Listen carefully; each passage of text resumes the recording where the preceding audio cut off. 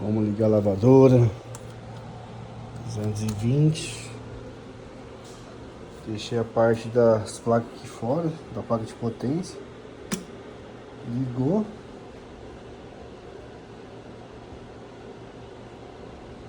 Vou colocar 5 minutos.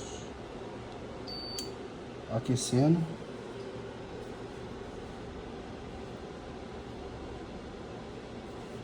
É isso aí, vamos ver a parte da captação.